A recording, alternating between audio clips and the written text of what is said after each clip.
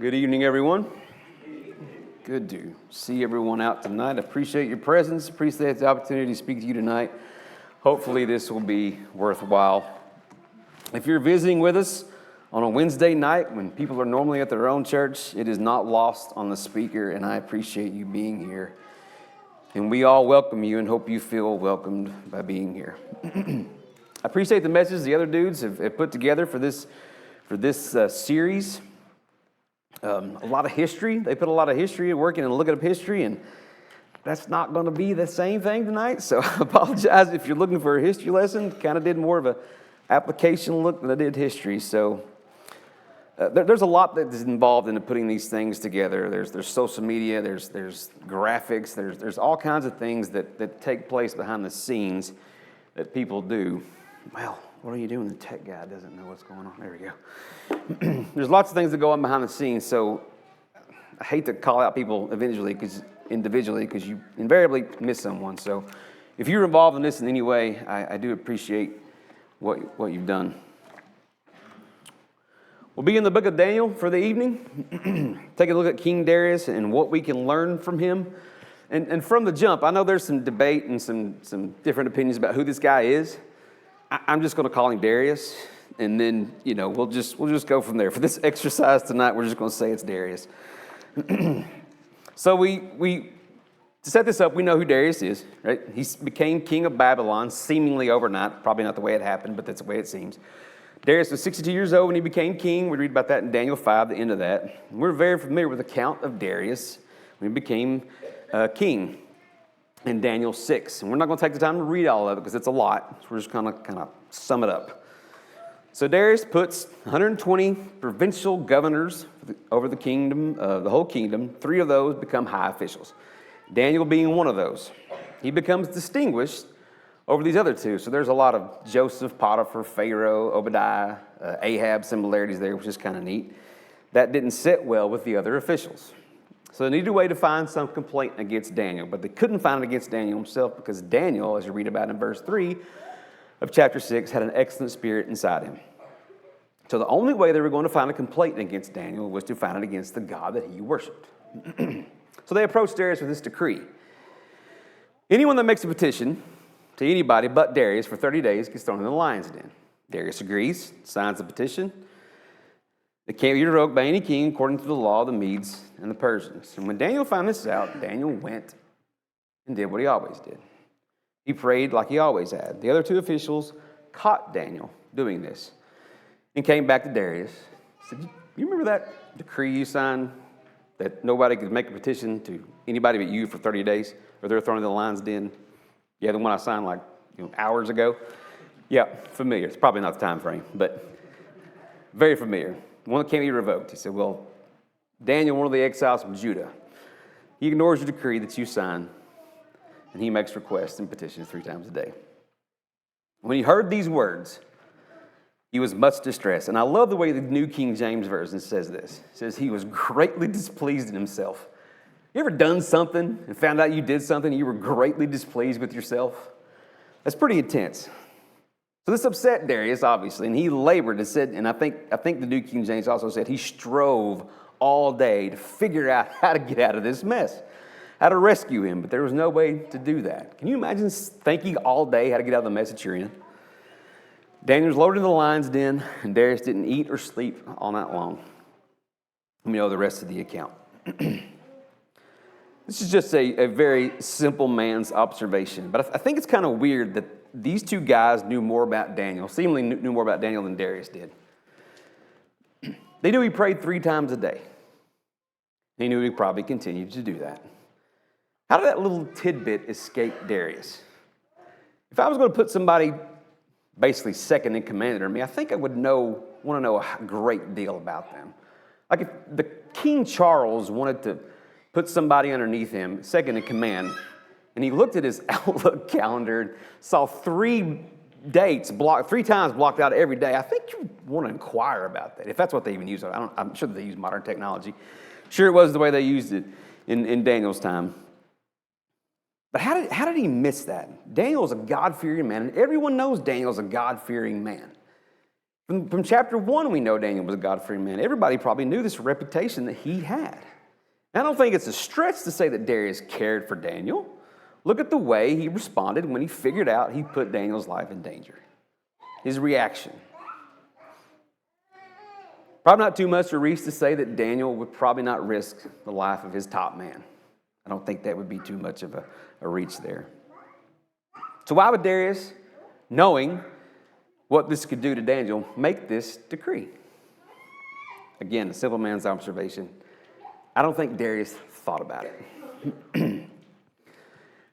Sidebar here, a little hat tip before we get diving too deep in the weeds on this. If you remember, I think it was last fall sometime, Ryan Brown gave an invitation. And he had a rope. You remember this?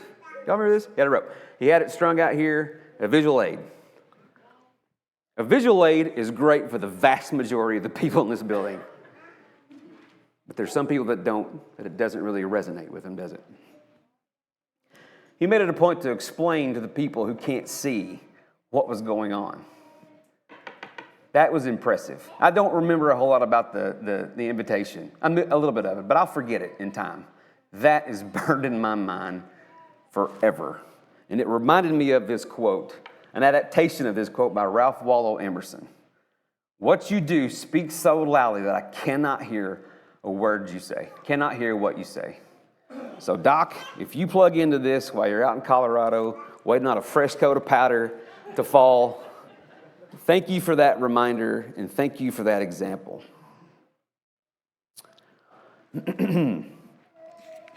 As a result, oh man, my pages are backwards.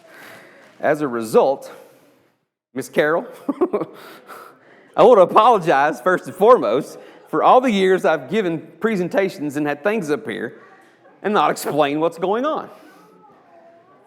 Secondarily to that, Miss Carol, I have an illustration that I'd like to explain to you.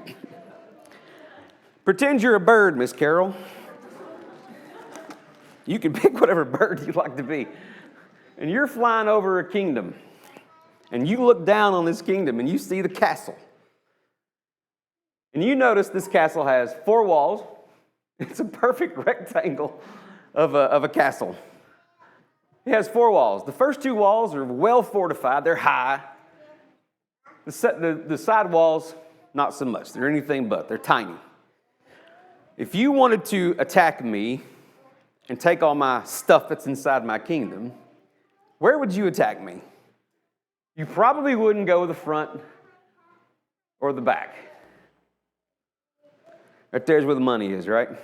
The side walls. You attack me where I'm weakest. This is called flanking. This is a flanking maneuver. Flanking is useful because a force's fighting strength is typically concentrated in its front. Therefore, to circumvent an opposing force's front and attack its flank, to concentrate one's own offense in the area where the enemy is least able to concentrate defense, where they're weakest. If you are Lord of the Rings fans out there, the 2 Towers, you remember this series, all right? The video of the 2 Towers. They're at Helm's Deep. They're having this battle. The armies of Saruman and the Rohan army, they're engaged. They're having this fight, right? And you remember, as the attack is going on, it doesn't look like the Saruman's army is gaining an advantage. And King Theoden is kind of looking down on this. And what does he say? You remember what he says? He says this, kind of an arrogant kind of tone to it. Is this it? Is this all you can conjure, Saruman? The next scene, you see this orc with a torch, and he's running as fast as he can towards the castle. See, what happened was, the fighting was taking place. That's where the offense was. That's what's happening right there. And over here, on the flank side, some orcs had put some explosives on there. They found the weakness, and they got in. And when this guy reached this culvert, nothing more than a drain, which was revealed to Saruman early in the movie, boom, explosion. Found your weakness, and I got in. I think Darius was flanked. I think if the other two officials had come to Darius and said, we really don't like your idea of putting Daniel above us. We really don't like this idea. I think you made a grave mistake. by putting Darius in here, by putting Daniel ahead of us.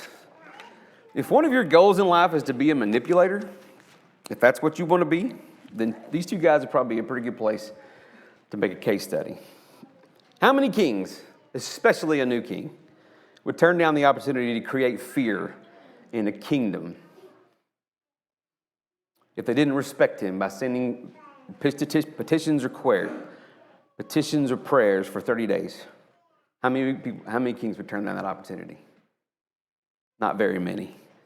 And I wonder if these guys were banking on a man's arrogance, a man's pride, a man's greed, a man's thirst for respect and power to dictate his actions. Attack your target where they're weak. Seemed like they knew exactly what they were dealing with. They probably knew that attacking Darius head on would gain him nothing, but let's see if we can flank him. Let's see if we can maneuver around to find his weak point. Mission accomplished. It's a valuable lesson to all of us to be on guard because no one is immune to being flanked. We all have weak points, even the church. Could we fall prey to an old military strategy? Some of our concentrated defensive positions would be this. I wouldn't do anything to cause a division in the church. You ask anybody here that's sitting here, they would not do that, right? It would not be on their agenda to cause a division in the church. That would be our strong fortress, right? That'd be our fortified wall that cannot be penetrated. Oops. No, I'm right. It's an election year. I really like this candidate. I really like his policies. I really like his foreign policies and the ideas he has for Medicare and Medicaid. And I don't know anything about politics. I'm just kind of spitballing words here. I think you can trust him. And I don't think anybody that has a brain wouldn't vote for anybody but this candidate. People on the other side, I like this candidate. I like this guy or gal. I like their policies. I think they can be trusted. I don't think you can call yourself a Christian if you don't vote for this person. This is a hot one, right? COVID, vaccines, man alive. You know that movie Elf? We probably all watched it about 6 weeks ago. And when Buddy is on the Etch-a-Sketch assembly line, and they come and ask him, say, how many you got done? 85? Well, you're 915 off pace.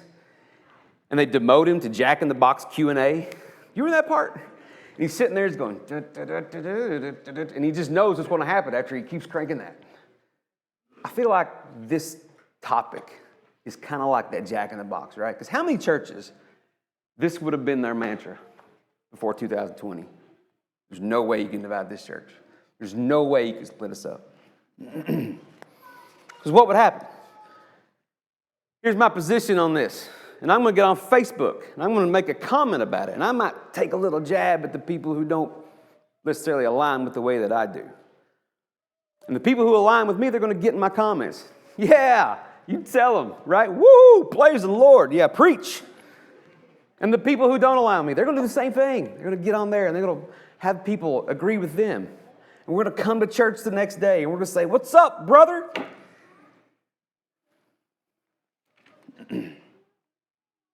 But I would never cause a division in the church. We just got our teaching schedule for the year. Everybody's really excited about that. We like to see what's being taught. We like to tell our kids, this is your teacher. Are you excited about this teacher that's coming up? You ever look at it and be like, oh man, I don't know if it's the right decision. This class and this teacher, I don't think this lines up. When you look at this Ron coordinated, elder approved schedule, do you question it? You're like, well, I don't know if this is the right call here. Obviously, one person can't teach the classes every year, every quarter. There's a scenario, however, where you could have one teacher teaching one class every quarter all down the line. I mean, make Ron's life a whole lot easier, right? You want the 2025 teaching schedule? Okay. New tab, copy, paste, email, attach file, boom, peace. We're done. Morgan can take Ron to some exotic coffee tasting tours. Ron's a coffee guy. If you don't know, now you do. But a handful of people can't do it all, can they? They can't do it all. It's good to have multiple people who can fill those roles. Hymn 112 of your supplement book. What's that song? May I know off the top of your head? We are one. The third verse of that song. You know how it goes? When you serve where I cannot.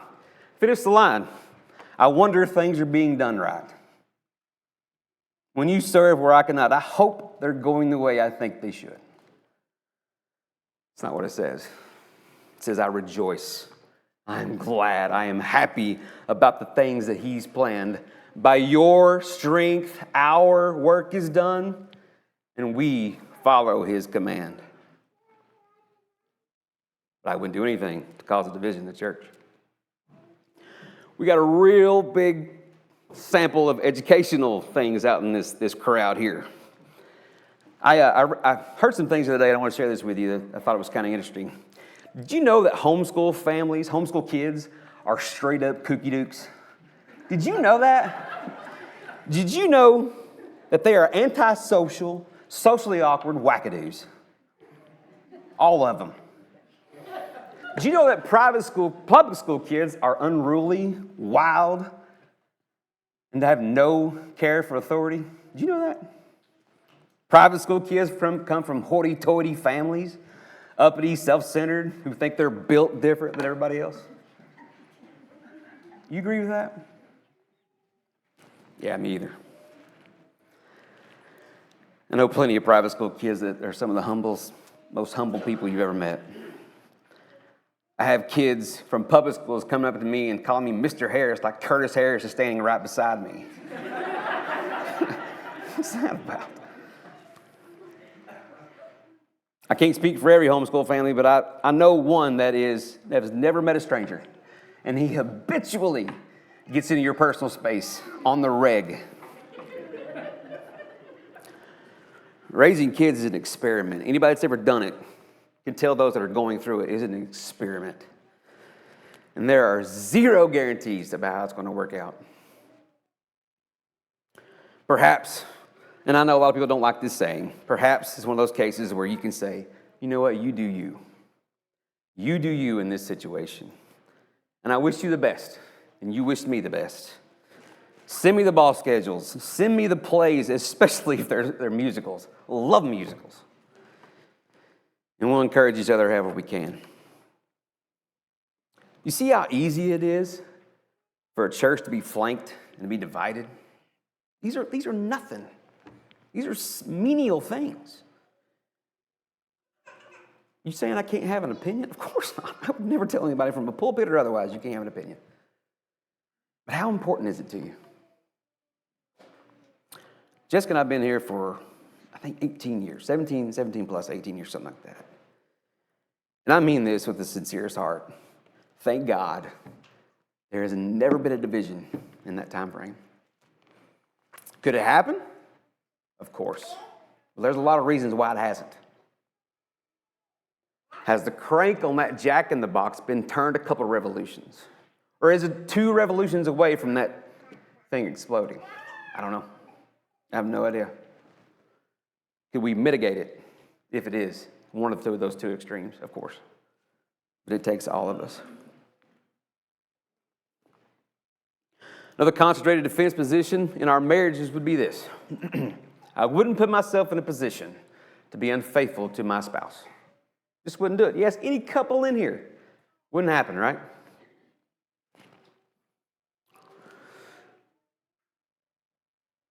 There's this girl, there's this guy at work, there's this girl at the gym where I go, the restaurant I frequent, the bank I go to. They're so nice. All the time I see them, we speak to each other. I admire how much they've accomplished in their career. They come from a influential family in the county and the state and some political levels I'd like to be a part of. They're in a position of power, and man, I'm attracted to that. They always compliment me on my physical progress, how good I look, how much weight I've lost, We exchange phone numbers and we follow each other on social media, and we send messages to each other, and it's harmless stuff. It's recipes and encouragement. No harm in that. I don't show my spouse those things because I don't think it's a big deal. Every time I'm at the restaurant, they work out. They're always my server. I tip them very well. At the bank I go to, we always have an exchange. We go on work trips together, and sometimes when the events are over, we have to have meetings in our rooms, but nothing ever happens. We go to fitness-related events together. Our spouses each don't like to go to those things, but we drive separate, but we meet up, we have coffee, we have dinner, just us two. Nothing ever happens. But I feel like they really get me. I feel like I can really talk to them about anything. That's not always the case at home. My spouse is in the garage, working on a project, on social media, stuck in a book, or doing something else. And one night something just happened. The marriage I have with my spouse is kind of on the rocks right now. We haven't been really together for a while. Didn't plan it. Something happened. I don't know what I'm going to do now. But we would never put ourselves in a position of being unfaithful to our spouse, would we? That'd be our fortress. That'd be our fortified wall that can't be penetrated. But we see how easily we can be flanked by our fleshly weaknesses. It can happen in marriages faster than you think. So be careful about the situations you put yourself in with the opposite sex who is not your spouse. One more, and I'll leave you with a lesson this evening. I wouldn't hold anything against anyone. That's a tough one, right? We have high expectations for people. But we're told you don't need to put people on a pedestal, right? Fair point. But when people mess up, is it appropriate to say, you know, I didn't respect the whole lot of you anyway? That'd be mean, wouldn't it? Kind of got ourselves in a box, don't we? Love holds no records of wrongs. This is coming from Paul speaking to the Corinthians. When they were dragging each other to court, why not be wronged? Why not be cheated? Rather than be unloving. If you've taken each other to court, you've already lost. Brad, that's a pretty extreme example. We wouldn't get to that level, would we? Would we? Our weaknesses and sin can make us do a lot of crazy things. Hopefully we wouldn't get to that level, right? What about lesser things? What's your expectation for a server at a restaurant? Got to have the order right? Got to keep the refills coming. You better be nice. It's not my fault you are where you are. You've had the same opportunities. Your life mirrors mine, right? Not my fault you're having a bad day. Food better be warm when it comes out.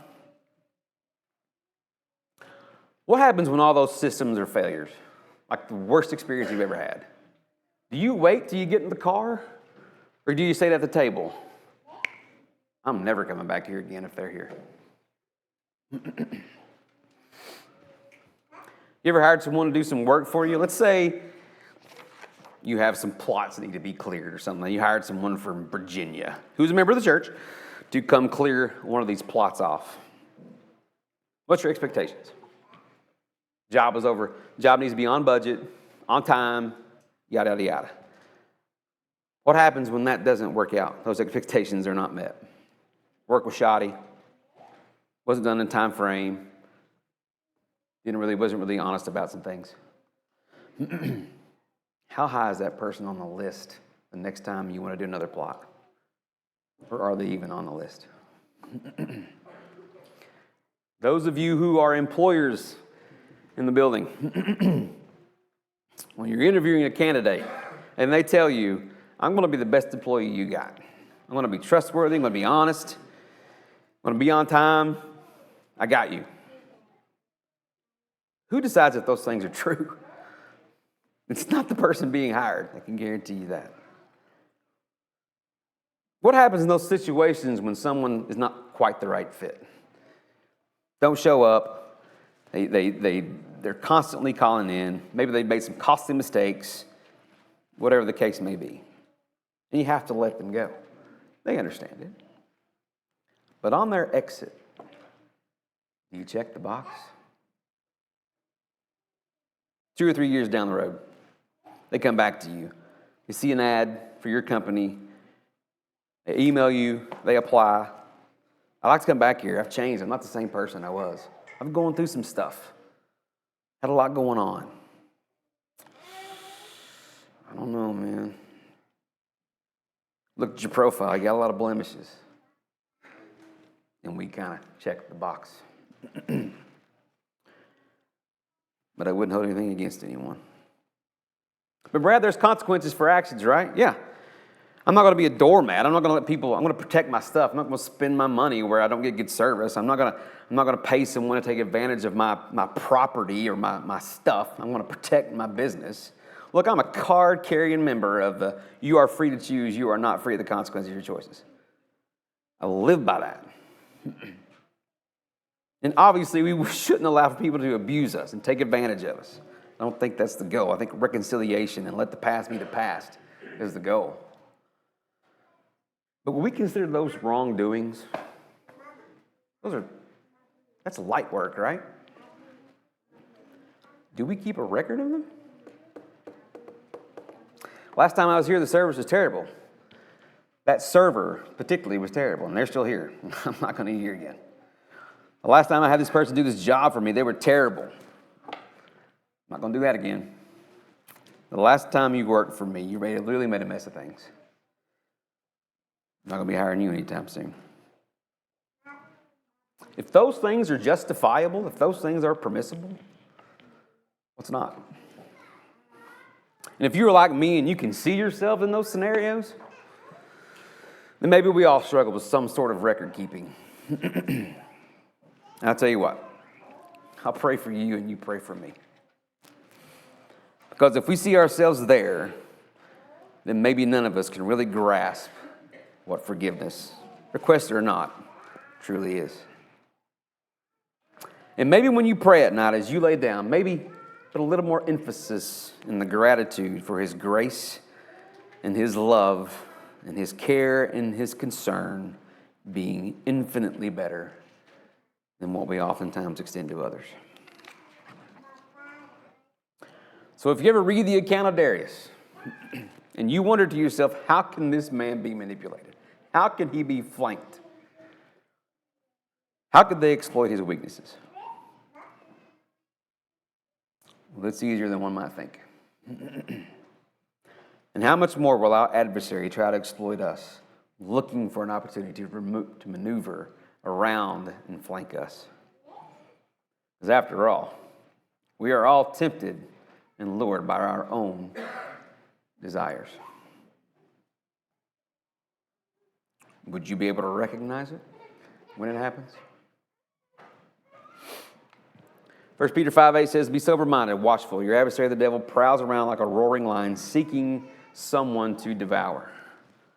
Be sober-minded. Do not allow yourself to be captivated or intoxicated by any type of influence that will lead us away from sound judgment. Take care that you are not flanked and attacked where you are weak. It's been a wonderful study. I feel somewhat responsible for this whole series. When Kyle asked about what topics we went to, this is one that I sent him, and I said, I feel kind of selfish asking about this. And he said, it's not selfish. What's the word you use? Strategic. We'll go with that. It was strategic. And we've learned many great lessons from this study of Kings. Many things we can put into action in our lives. And each time we meet, we want to extend the opportunity to be obedient to the Word of God. And that opportunity will be available for you in just a moment. If anyone here tonight needs to respond to the gospel call, or needs the request of the prayers, and needs the prayers of this congregation, you'll have that opportunity as well. And if you desire any of those things, or if you want to wait around and speak to someone after services are over, there are plenty of ears here willing to listen to you. However we can be of service, however we can help, please come forward as we stand and as we sing.